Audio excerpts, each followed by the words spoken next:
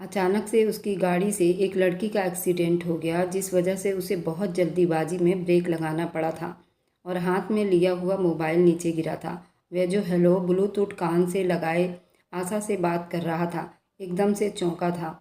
बाहर देखने लगा जहाँ वह लड़की उसकी गाड़ी के साथ टक्कर खाकर सड़क पर गिरी थी। अरविंद बिना देरी किए सीट बेल्ट खोलकर बाहर भागा, जबकि दूसरी तरफ आशा हेलो हेलो करती रह गई। एक्सक्यूज़ मी, आप ठीक हैं? वह उसे देखता घुटनों के बल बैठा था, जबकि उस लड़की ने उसे घूरते हुए देखा, जबकि आंखों में बड़े बड़े आंसू थे। मुझे चोट आई है और ये सिर्फ आपकी वजह से हुआ है। वह अपना पाँव पकड़े ज़मीन पर बैठी थी। गलती आपकी भी है, अचानक गाड़ी के सामने क्यों आ गई मेरे? अरविंद कहाँ मानने वाला था। हाँ, मैं खुद आ गई हूँ, क्योंकि मुझे पता था आप हवाई जहाज़ लेकर बाहर निकले हैं और मेरे तक आने से पहले उठ जाओगे। वह दर्द से चिल्लाती अरविंद को अपना गुस्सा दिखा रही थी। उफ, कितना बोलती हैं आप। घर वाले क्या कोई करेला खिलाते हैं आपको? वह खड़ा होता सीने पर हाथ बांधे उस लड़की के नौटंकी को देख रहा था, जिसके पांव पर बहुत हल्की सी चोट आई थी और बाजू पर खरोच आई थी, लेकिन वह उस पर चिल्ला उठी थी। हेलो यू मिस्टर अमीरजादे, हम मिडिल क्लास लोगों को कमज़ोर समझने की भूल भी मत करना तुम। वह बड़ी मुश्किल से अपने एक पाँव पर वजन डालते खड़ी होने की कोशिश करने लगी। बेकाबू अरविंद ने आगे बढ़ते उसे कलाई से थामने की कोशिश की। अब इतनी भी अपाहिज नहीं हुई कि तुमसे सहारा लूं। अपनी कलाई उससे छुड़वा गई। ओह रैली, प्लीज़ मुझे साइड दो। वह भी उधर कहाँ रुकता, हाथ के इशारे से उसे साइड पर होने को कहा। ओ मिस्टर अमीरजादे, कहाँ चले? ये जो फ्रैक्चर आया है उसे कौन ठीक करवाएगा? तुम्हारा बाप? अरविंद के घूरने पर एकदम अपनी जुबान को लगाम लगा गई। मुझे बहुत दर्द हो रही है, मुझे हॉस्पिटल लेकर कौन जाएगा? आज के ज़माने के लोगों को देखो, बेशर्मी की चादर ओढ़ ली है। मजाल है खुद की गलती होने के बाद भी हॉस्पिटल ही ले जाए। दुम दबाकर भागने की कोशिश करते हैं। अगर आपकी ये बकवास ख़त्म हो गई हो तो चलो उठो मेरी गाड़ी में, तुम्हें हॉस्पिटल पहुंचा देता हूँ। हॉस्पिटल? वह अपनी तरफ से उसे ऑफ़र कर गया। चलो उठो गाड़ी में। हाँ, एक बात सुन लो, मेरा नाम अरविंद है। वह खुद ड्राइविंग सीट संभालता, उसके लिए गाड़ी का लॉक खोलता। वह ठंडे शब्दों में बोली, मुझे क्यों बता रहे हो अपना नाम? मैंने कौन सा तुम्हारा रिश्ता करवाना है? मैं आपको कोई रिश्ते कराने वाली बुआ लगती हूँ? वह फिर से नॉन स्टॉप शुरू हो गई थी, जबकि अरविंद अपना कान बंद करना ही अच्छा समझ लिया। अच्छा सुनो, ये कॉल किसकी आ रही है? उसका मोबाइल नीचे से उठाते उसे दिखाते बोली। आशा लिखा देख वह उसके हाथ से मोबाइल झपट गई। उसे घूरते दोबारा से कॉल यश की, जो पहले कट गई थी। कहा, अरविंद मैं कब से आपका वेट कर रही हूँ। तुम हो कि अभी तक यहाँ नहीं पहुँचे? जल्दी बोलो, मुझे थोड़ी देर हो जाएगी। तुम शॉपिंग चालू कर दो, मैं 1 घंटे के बाद आता हूँ, अपना ध्यान रखना। वह अपनी कहता कॉल काट गया था। गर्लफ्रेंड है? वो थोड़ी पर हाथ रखे बड़ी प्यार से पूछने लगी।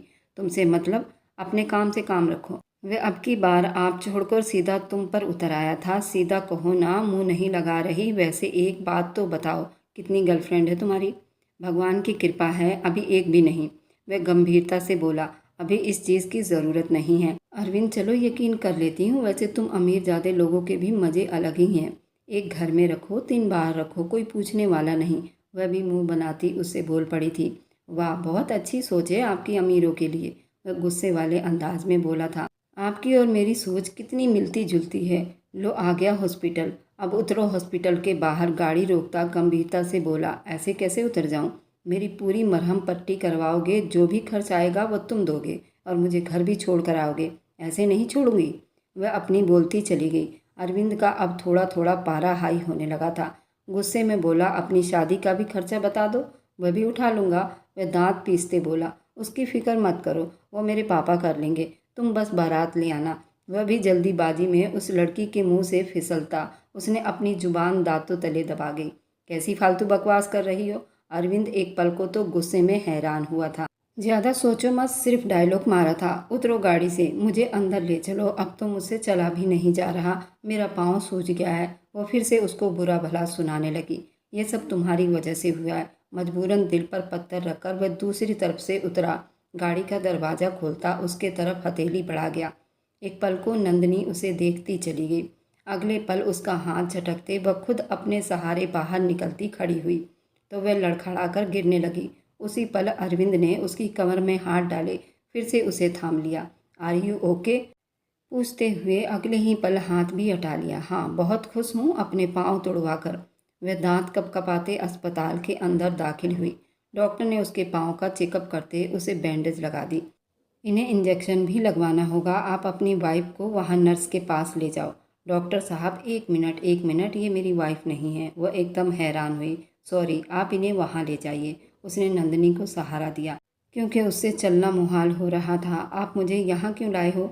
वह मुंह बनाती बोली, इंजेक्शन लगवाना है उसके बाद। पर नंदिनी बहुत ज़ोर से चिल्लाई कि वहाँ मौजूद सभी उसकी तरफ ध्यान दिए। क्या बदतमीजी है, चिल्ला क्यों रही हो? अरविंद ने दांत पीसते उसे देखा। मुझे इंजेक्शन नहीं लगवाना, वो बोलते हुए बहुत बुरी तरह डर रही थी। यहाँ तक कि उसका रंग भी पीला पड़ रहा था। इंजेक्शन ज़रूर लगेगी, चोट लगी है तुम्हें। वह उसके पास आता गुस्से से बोला, तो मैंने तो दवाई भी ले ली और पट्टी भी करवा ली, मेडिसिन भी ले ली, फिर क्यों लगाना इंजेक्शन? वह जल्दी उठ खड़ी हुई। अब जैसे उसे पाँव में कोई दर्द नहीं था। कोई देखता तो बस उसे देखता ही रह जाता। चुपचाप बैठो, इंजेक्शन तो लगवानी ही पड़ेगी। अरविंद को भी अब जैसे अब गुस्सा सा चढ़ गया था। तुम तो क्या, तुम्हारा बाप भी अब इंजेक्शन लगवाने से नहीं रोक सकता। वह गुस्सा करते बड़ी तेज आवाज़ में चिल्लाया था। देखिए, आप दोनों हस्बैंड वाइफ घर जाकर लड़ाई करना, मुझे इंजेक्शन लगाने दो, मेरे और भी बहुत सारे काम हैं। नर्स की बात पर वे दोनों चौंके। हाँ हाँ, क्यों नहीं, लाइए इंजेक्शन और लगा दो इस लड़की को, मेरे और भी बहुत काम है। नर्स की बात पर वे दोनों चौंके। नहीं नहीं, प्लीज़ मुझे इंजेक्शन नहीं लगवाना, तुमसे बता रही हूँ, बहुत पछताओगे, मुझे नहीं लगवाना इंजेक्शन। रुक जाओ। अपना आप छुड़वाने की कोशिश में पीछे हटी, लेकिन नर्स ने अरविंद से उसे पकड़ने का इशारा किया। अरविंद तो चाहता यही था कि जल्दी उसका बाजू पकड़कर नर्स के सामने करे। नर्स ने सिरिंज उसके बाजू पर रखकर इंजेक्शन उतार दिया। उस लड़की का हाथ सहलाने लगी, खुद को छुड़ाने लगी, आंखों में ढेर आंसू बहने लगे। इंजेक्शन ही तो था जिससे वह डरती थी, न तो सभी उससे डरते थे। प्लीज़ मत लगाइए इंजेक्शन, वह चिल्ला रही थी, लेकिन आंखें मीचे उसने अरविंद की कलाई को जोर से पकड़े रखा था। उसके नाखून अरविंद की कलाई में चुभने लगे थे। अरविंद ने मुंह फेर कर एक नज़र उसे देखा, जो आंखें नीचे उसके कंधे के साथ सर लगाए सांस रोके बैठी थी। उस एक पल को अरविंद तो उसके इस अदा में ही खो गया था। बस इतनी सी बात थी और आपकी पत्नी ने ऐसे ही इतना शोर मचाया हुआ था, नर्स ने मुस्कुराते हुए कहा और आगे बढ़ गई, जबकि अरविंद अब पूरा नंदिनी की तरफ ध्यान दिया था। उसकी बंद आंखें खुली, उसके बहते आंसू को देखा, वह मुस्कुरा दिया। इतना तो बच्चे भी नहीं रोते जितना तुम इंजेक्शन से डर रही हो। उसके गालों से बिना वजह आंसू पोंछते धीमे शब्दों में बोला तो वो बोली, आपको लगेगा ना इंजेक्शन, तो पता लग जाएगा कितना दर्द होता है। वह रूठे अंदाज में शिकायत कर रही थी। अरविंद अचानक अपने पीछे जानी पहचानी आवाज़ सुनता बिल्कुल सुन रह गया था और झटके से पलटा और खड़ा होता, उन्हें अपने एकदम पास देखता बिल्कुल गुम हो गया। तुमने शादी कब की? वह ठंडे शब्दों में बड़ी आश्चर्य से बोली थी। अरविंद तो ना हाँ में सिर हिला सका और ना में। वह बिल्कुल ही सुन खड़ा सामने वाले को देखे जा रहा था। ममता दीदी, वो बड़ी मुश्किल से ये शब्द बोल पाया था, जबकि बिल्कुल चिपक कर खड़ी नंदिनी ने अपना बदला लेने का सोचा। झट से बोल पड़ी, तुमसे अरविंद इतनी बड़ी सच्चाई क्यों छुपाई? अपने घर वालों से तुमने शादी कर ली और बताया तक नहीं। वे आंखों में आंसू लिए अरविंद को गुस्से से देखकर बोली, ऐसा कुछ नहीं है ममता दीदी, आप गलत समझ रही हैं। वह उस वक्त बुरी तरह से फंसा था। अच्छा, फिर कौन है ये लड़की? उसने गुस्से में पूछ लिया। इसकी मेरी गाड़ी से टक्कर हुई है, मैं नहीं जानता ये कौन है। क्या हो गया पति परमेश्वर जी? अचानक से नंदिनी ने बीच में बोली थी। क्यों झूठ बोल रहे हो? तुमने शादी की और घर वालों को बताया नहीं। अब की बार नंदिनी की बात पर तो अरविंद को लगा जैसे मौत का यमराज अब उसके सर पर आ खड़ा हो गया हो। ऐसे क्या देख रहे हैं? ये वही ममता दीदी है ना जिनके बारे में आप बताया करते थे? बहुत खुशी हुई आपसे मिलकर। नंदिनी ने भी खूब अपना बदला लिया था, लेकिन वह नहीं जानती थी ये एक झूठ उसके जान का कितना बवाल बनने वाला था। अभी कुछ सुनने को बाकी रह गया अरविंद। ममता दीदी ने अरविंद के तरफ अफसोस भरी निगाहों से देखा। ममता दीदी, ये झूठ बोल रही है कि मेरा इससे कोई संबंध नहीं। ओहो, हे भगवान, ये क्या कह रहे हैं आप कि आप मुझे नहीं जानते? हे भगवान, ये वक्त आने से पहले मैं मर क्यों न गई?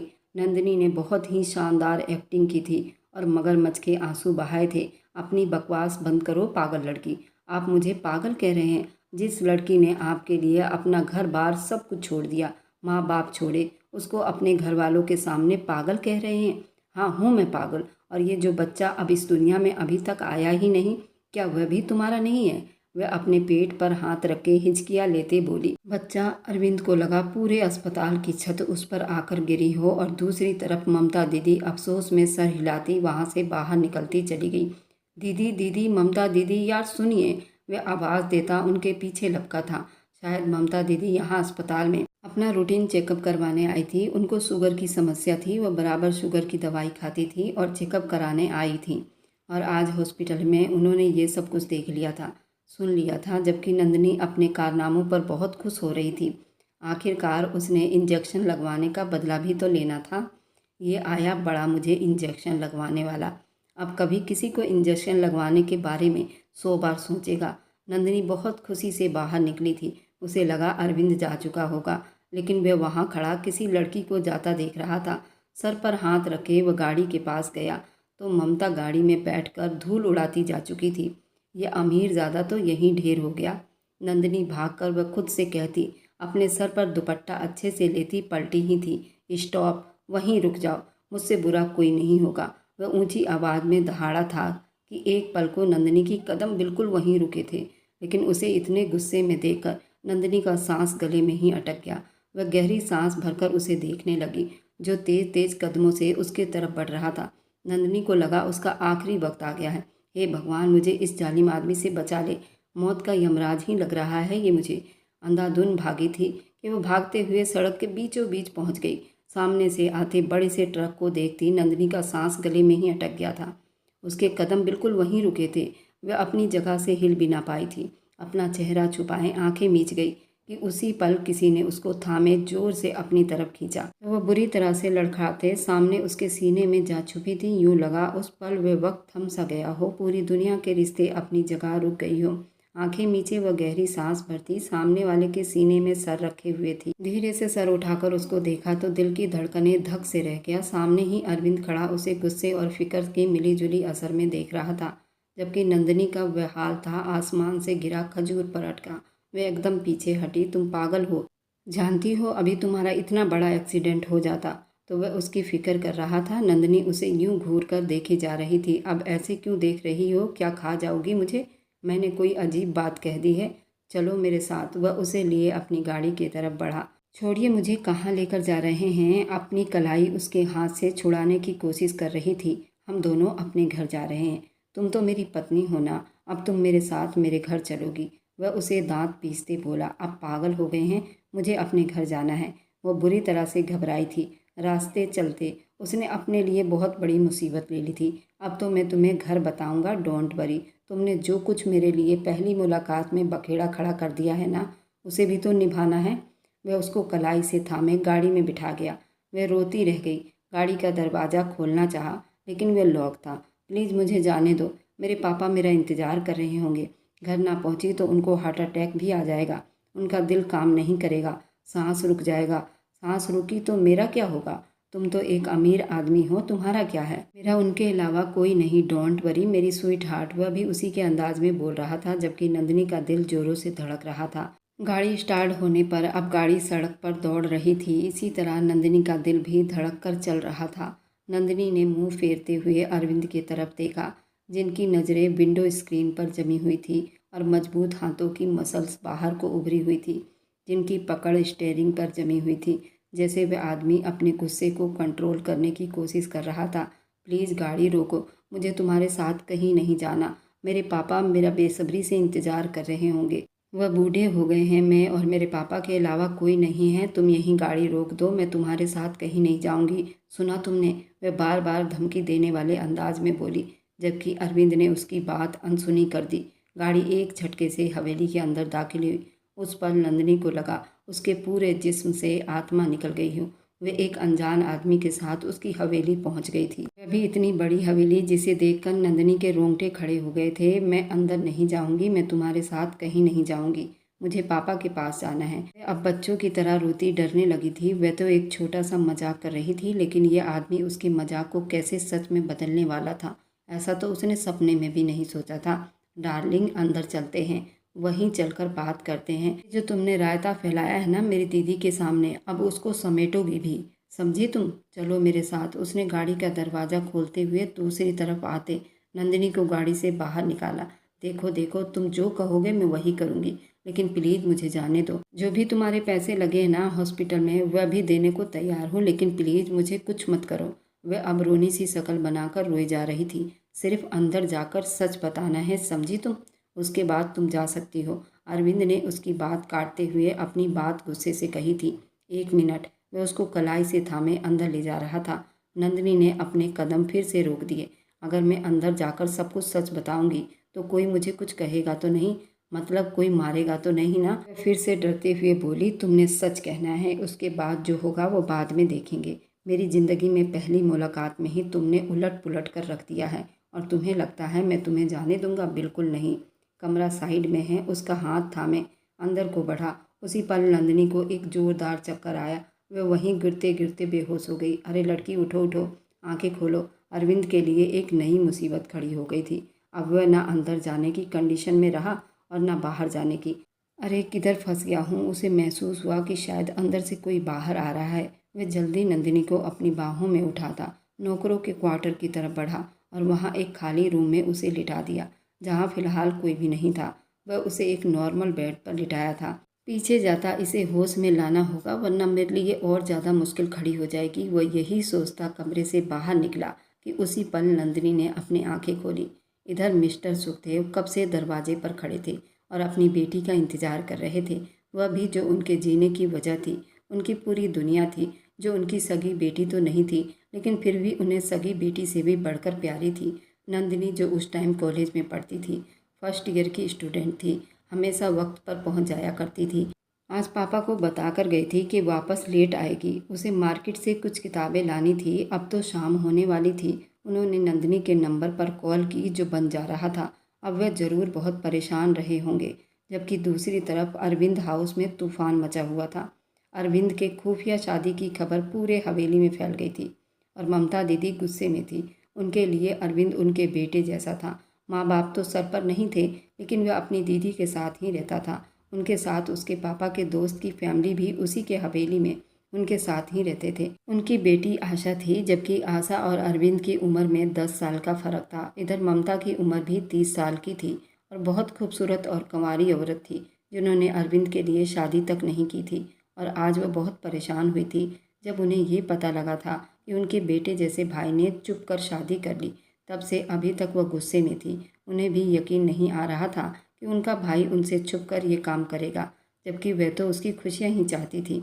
उन्होंने ही तो उसे हर बार कहा था वह शादी कर ले, लेकिन उसने हर बार मना कर दिया था। लेकिन क्या ये सब एक ड्रामा था? ममता अभी भी बैठे सोच में डूबी हुई थी, जबकि मोहनलाल उनकी पत्नी भी वहीं बैठे अरविंद का इंतजार कर रहे थे। वही एक तरफ खड़ी आशा बिल्कुल गुमसुम सी थी। कहाँ तो अरविंद से शादी के सपने देख रही थी, कहाँ एकदम से उसे ये सब सुनने को मिल गया था। बेटा, हो सकता है तुम्हें कोई गलत फहमी हुई होगी। अरविंद ने कोई शादी नहीं की होगी। आप ऐसा कैसे कह सकते हैं अंकल जी? मैंने खुद से उसे देखा, उस लड़की के साथ अस्पताल में था और नर्स उन दोनों को हस्बैंड वाइफ कह रही थी। मेरा भाई चुप था। इसका क्या मतलब है? क्या यहाँ तक कि उस लड़की ने खुद अपने मुंह से एक्सेप्ट किया है कि अरविंद उसका पति है? आप प्लीज़ थोड़ी देर के लिए मुझे अकेला छोड़ दो। ममता ने अपने दिमाग की नसों को फटता हुआ महसूस किया। मोहनलाल ने अपनी पत्नी गुलाबी देवी की तरफ इशारा किया। वह ममता को संभाले, उसके लिए इतनी टेंशन लेना सही बात नहीं है। चाहे कुछ भी हो जाए, मैं अरविंद को माफ़ नहीं करूँगी, किसी हाल में भी नहीं। उसने मेरा दिल दुखाया है। गुलाबी देवी ने उसकी तरफ पानी का गिलास बढ़ाया तो वह रोनी आवाज़ में बोली, मत करना माफ़, हम सब तुम्हारे साथ हैं। ममता बेटी, दिमाग से ये सब चीज़ें निकाल दो, पानी पियो। गुलाबी देवी ने उसे ज़बरदस्ती पानी का गिलास थमाया, जिसे ममता ने 2 घूंट भरकर छोड़ दिया। वह काफ़ी देर से अरविंद का वेट कर रही थी, लेकिन अरविंद का कुछ पता ही नहीं था। वह आता तो हर बात ही क्लियर हो जाती। उसके आने तक सभी बिल्कुल चुप थे। इधर अरविंद पानी का जग और गिलास लिए अंदर आया तो बिस्तर को खाली पाया। उस पल अरविंद के पैरों तले से ज़मीन खिसकी थी। उसने गिलास का जग एक तरफ रखते पूरा कमरा छान मारा, लेकिन उसे नंदिनी कहीं भी नहीं मिली। अब वो बाहर निकलता सब तरफ उसे ढूंढने लगा, जो उसे बेवकूफ़ बनाकर खुद गायब हो गई थी। छोड़ूंगा नहीं तुम्हें, याद रखना। वह दांत पीसता बाहर चौकीदार के पास आया और उससे पूछने लगा, लेकिन चौकीदार ने कहा कि मुझे कुछ पता नहीं अरविंद साहब। वह और ज़्यादा परेशान हुआ। वह अपना होंठ गुस्से में अंदर की तरफ चबा गया। जहाँ एक अदालत पहले ही लगी हुई थी। उस अदालत में वहाँ जाता वह मुजरिम बनकर खड़ा हो गया। अंकल जी, इसे कहो कि ये मेरी नज़रों से दूर हो जाए। मुझे अभी इतने टाइम इसका चेहरा भी नहीं देखना। वह जो अपनी बहन को अपनी सफाई देने के लिए खड़ा था। बहन की ये बात सुनते वह बिल्कुल सुन्न हुआ था। मतलब मुझे एक बार भी अपनी सफाई का मौका नहीं दिया जाएगा। वह चुपचाप अपनी बहन को देखता चला गया, जिसने उसे बच्चों की तरह पाला था और आज कैसे मुंह मोड़ लिया। जो कुछ भी उसने अस्पताल में देखा वह उसे ही सच मान चुकी थी। ऐसा क्यों किया अरविंद तुमने? क्यों माँ जैसी दीदी को दुख दिया, जो तुम्हारे खातिर उसने शादी तक नहीं की ताकि मेरे भाई को कोई पागल ना बना सके? गुलाबी देवी ने अरविंद को बड़ी नाराज नज़रों से देखते कहा, जबकि ममता के साथ साथ आशा की आंखें भी भीग गई थी। उसे भी तो अरविंद से ये उम्मीद नहीं थी। प्लीज़ अंकल, उसे कहो यहाँ से चला जाए, ममता ने आंसू पोंछते गुस्से से कहा। तो वह अपने कदम पीछे हटा गया और फिर पीछे होता वह हवेली से बाहर निकल गया। वह बहुत परेशान था, जबकि यही हाल ममता का भी तो था। दोनों भाई बहन अपनी अपनी जगह बहुत गुस्से में दिखाई दे रहे थे। कहाँ रह गई थी नंदिनी बेटा? कब से तुम्हारा वेट कर रहा था। सुखदेव साहब ने गहरी सांस भरते अपनी बेटी को देखकर बोले थे। बस पापा, छोटा सा एक्सीडेंट हो गया था। वह किस तरह उस हवेली से बचकर निकली थी वही जानती थी, या उसके भगवान, वरना कुछ भी हो सकता था। क्या पता वह अमीर का औलाद मुझे कैद ही कर देता तो क्या करती? कैसे एक्सीडेंट हुआ? ज़्यादा चोट तो नहीं आई बेटी?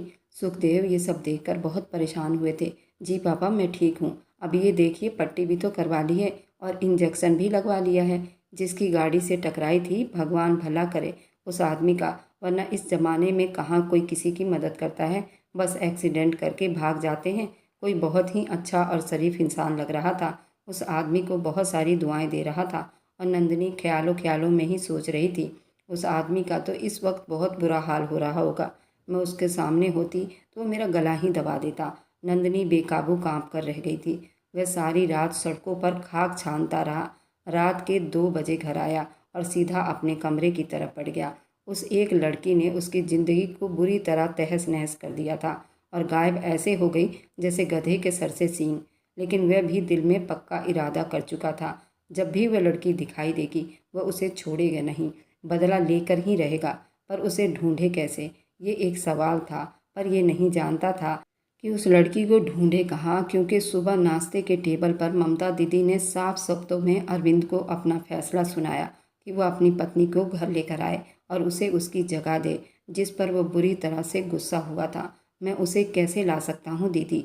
एक बार मेरी बात तो सुन लीजिए। मैं जानता हूँ तुम अब भी मुझसे नाराज़ हो। तुम्हारा उस लड़की से कोई रिश्ता नहीं, लेकिन मैंने उस लड़की की आंखों में सच्चाई देखी है। दीदी, उस लड़की की आंखों में सच्चाई देख ली है तुमने, पर भाई की आंखों पर नहीं देख रही। वह शिकायत कर बैठा। देखना चाहती हूँ अरविंद, लेकिन कल जो देखा उसके बाद अब कुछ भी दिखाई नहीं दे रहा। और कोई भी लड़की जितनी मर्जी झूठी हो, अपनी औलाद को लेकर झूठ नहीं बोल सकती। और उसकी बातें कल मैं पूरी सुन चुकी हूँ। ठीक होगा, उसे इस हवेली लेकर आओ और उसकी जगह उसे ज़रूर दो। उसके बाद ही अगली बात होगी। वह डाइनिंग टेबल से उठ खड़ी हुई। अब कहाँ ढूंढूं उस मैडम को? उफ, कहाँ फंस गया हूँ, भगवान मेरी रक्षा कर।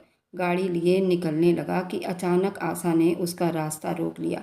उसकी आंखें भीग गई थी और ढेरों शिकायत थी। आपने शादी कर ली अरविंद, और मेरे बारे में सोचा भी नहीं। अरविंद उसकी बात सुनता बुरी तरह से डिस्टर्ब हुआ था। क्या मतलब, क्या सोचना चाहिए था मुझे? वह अपना मुंह फेर गई। अरविंद, क्या मैं आपको दिखाई नहीं देती? मेरा प्यार दिखाई नहीं देता? वह गहरी सांस भरते बोली। तो अरविंद पर तो पहाड़ ही टूट पड़ा था। क्या मतलब, क्या कहना चाह रही हो तुम? इतने मासूम ना बनो। तुमसे प्यार करती हूँ, पर आपने मुझे छोड़कर कैसे किसी और लड़की से शादी कर ली? आशा, मैं हमेशा तुम्हें अपनी बहन के साथ और एक बहन की निगाह से देखता आया हूँ, और तुम मुझे मेरी बहन जैसी लगती हो। तुम कहाँ पहुँच गई हो? और मेरी शादी अपने दिमाग से निकाल दो। अगर इस बात को 1 मिनट के लिए साइड पर भी कर दिया तो भी मैं तुमसे शादी न करता। मैंने तुम्हें कभी उस नज़र से नहीं देखा, ना ही कभी शादी का ख्याल दिल में आया है। तुम मेरे लिए एक छोटी बहन की तरह हो। मोटे मोटे आंसू लिए वहीं खड़ी रह गई। वे अपना होंठ भींचे अंदर गाड़ी में बैठ गया। लेकिन अरविंद, मैं तो तुमसे ही मोहब्बत करती हूँ। ये आवाज़ सुनी तो अरविंद के कदम वहीं रुके थे। अरविंद 2 कदम पीछे हटा। बहन, ये तो तुम्हारी समस्या है, मेरी नहीं, इसलिए रास्ते से हटो, एक मिशन पर जाना है। वह उसकी बात को मजाक में उड़ाता गाड़ी में बैठने लगा। आप मुझे यूं रिजेक्ट नहीं कर सकते। अरविंद गुस्से भरी अंदाज में चिल्लाया था। आशा, स्टॉप राइट नाउ, अब ये ज़्यादा हो रहा है। वह माथे पर बल डाले बोला और गाड़ी को मेन गेट से निकालता बाहर ले गया, जबकि आशा वहीं खड़ी रोती रह गई। आज उसका दूसरा दिन था। उसके पाँव में अब काफ़ी हद तक आराम आ गया था। आज वे कॉलेज जाने के लिए तैयार खड़ी थी। अपने पापा का आशीर्वाद लेते हुए घर से बाहर निकली। अगले ही पल वहीं रुक गई। सामने बड़ी गाड़ी में उसे अरविंद दिखाई दिया। हे भगवान, ये मेरा पीछा करता यहाँ भी पहुँच गया है। इससे पहले कि वह नज़र बचाकर भागती, अरविंद की निगाह उस पर पड़ चुकी थी। वह एक पल की देरी किए बिना ही वह उस तक पहुंचा था और उसको कलाई से थामे सीधा गाड़ी में लाता पैसेंजर सीट पर बिठा गया था। कई दिन हो गए हैं मेरी दीदी मुझसे बात तक नहीं कर रही। कितने मुश्किल से वह यहाँ तक पहुँचा था, क्योंकि उसके दोस्त ने बताया था कि उसकी बहन की एक दोस्त है जिसका नाम नंदिनी है और वह उसी मोहल्ले में रहती है। हो सकता है ये वही नंदिनी हो जिसे अरविंद ढूंढ रहा है। वह यहाँ तक पहुँच तो गया था, लेकिन उसे फिर ढूंढ नहीं पाया और अब मायूस होकर वापस लौट रहा था कि उसे नंदिनी दिखाई दी। अब तो वह किसी हाल में उसे छोड़ने वाला नहीं था। क्या चाहते हो मुझसे? कहाँ लेकर जा रहे हो? मैंने कहा ना तुमसे, वो एक छोटा सा मजाक था। तुमने मुझे इंजेक्शन लगवाया था, मैंने उसी का बदला तुमसे लिया था। वह उससे बोलती उस पर चिल्लाई थी। वह मजाक अब सच साबित होगा, समझी तुम? हम कोर्ट में शादी करेंगे, अभी इसी वक्त। क्या मतलब? तुम पागल हो गए हो? मैं क्यों करूँगी कोर्ट में शादी?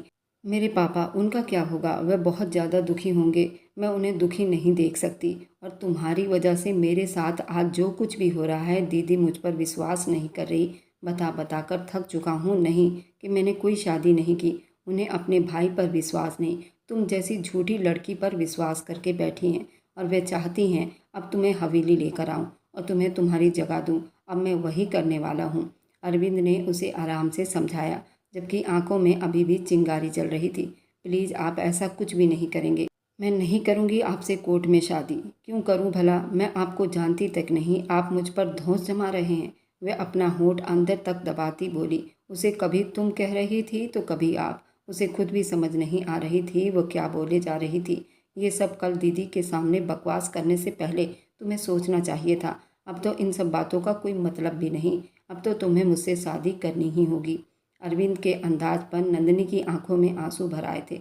मेरे पापा जीते जी मर जाएंगे जब उन्हें ये पता चलेगा कि मैंने आपसे शादी कर ली है। वह अब मासूम बनने की एक्टिंग कर रही थी। फिर तो मुझे भी सांस नहीं आ रही। मेरी दीदी को पता चला मैं बाप बनने वाला हूँ तो बड़ी अमेजिंग। मुझे भी तो पता नहीं था। उसे गहरी निगाहों से देखता बोला। गाड़ी कोर्ट के बाहर खड़ी थी। नंदिनी के रोंगटे खड़े हुए। प्लीज़, मैं आपकी दीदी के पास चलकर सारी सच्चाई बता देती हूँ। आप ये सब ना करें। एक मौका दिया था, मैंने बोला था सब कुछ सच बता दो, उसी दिन तुम्हारी जान छूट जाती। लेकिन अब सब कुछ तुम्हें ही भुगतना पड़ेगा और मैं तो भुगत ही रहा हूँ। वो ये कहते गाड़ी से नीचे उतरता। दूसरी तरफ आते उसे भी उतारा। प्लीज़, अब एक बार मेरी बात सुन लो। आप समझदार और शरीफ लगते हो। आपको पता होना चाहिए बिना पिता के कन्यादान नहीं होता। उसे रोकना चाह रही थी। अच्छा, वह उसका बैग लेता, उसमें से उस आईडी कार्ड को निकाल कर देखने लगा। 20 साल की होने वाली हो, मतलब बालिग हो, तो शादी कर सकती हो। वकील यहाँ मौजूद है। तुम्हें किसी कन्यादान की ज़रूरत नहीं। वैसे भी ये सिर्फ कॉन्ट्रैक्ट मैरिज है। मैंने तुम्हें सच में कोई पत्नी नहीं बनानी। सिर्फ 1 महीने का खेल होगा, उसके बाद मैं तुम्हें फ्री कर दूंगा। वह सारी प्लानिंग करके बैठा था। क्या मतलब? तुम मुझसे झूठी शादी करोगे? वह उसका कलाई खींचकर अपनी तरफ मोड़ गया। एक पल को दोनों के बीच चुप्पी छाई रही। वह उसकी ब्राउन आंखें देखते एक पल को अरविंद की हार्ट बीट मिस हुई। तो ये भी इसलिए कर रहा हूँ। कुछ महीनों में, शायद कुछ दिनों में, मैं दीदी को विश्वास दिला दूंगा कि वो मुझे माफ़ कर सकें, या कुछ भी करके सब ठीक करने की कोशिश करूँगा। फिलहाल मुझे दीदी की बात माननी है, क्योंकि वह कुछ भी सुनने को तैयार नहीं है। अगर मैं उनसे कहूँ कि मैंने ये सब मजाक किया था, नंदिनी ने कुछ सोचते हुए कहा, पहले शायद कर लेती, लेकिन अब नहीं करेंगी। और उनके राजी होने की एक और भी शर्त है कि तुम्हें हवेली में लेकर जाऊं। बिना शादी के कैसे तुम्हें लेकर जा सकता हूं और अपने साथ रख सकता हूं?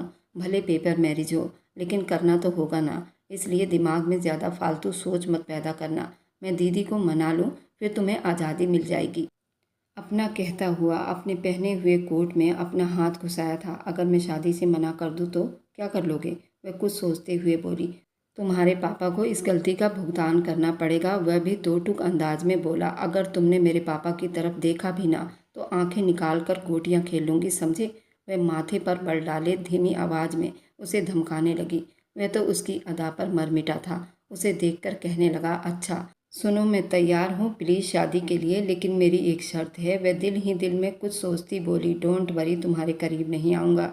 इस वहम में बिल्कुल मत जीना। क्या अरविंद और नंदिनी के बीच प्यार का रिश्ता जुड़ सकेगा या नहीं, और आखिर आशा की प्रेम कहानी कहाँ तक पहुँचती है। इस कहानी को मिस ना करें, ये कहानी बहुत दिलचस्प रहने वाली है।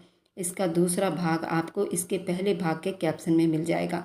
आप वहाँ से पूरी वीडियो देख सकते हैं। और मेरी वीडियो आप लोग जहाँ कहीं से भी देखते हैं, कमेंट में अपने शहर और राज्य का नाम ज़रूर बताइए। मुझे आप लोगों के कमेंट पढ़ने में बहुत आनंद आता है और उन सभी का मैं बहुत बहुत धन्यवाद करना चाहती हूँ जो लोग मेरी वीडियो को देखते हैं, लाइक करते हैं और शेयर करते हैं।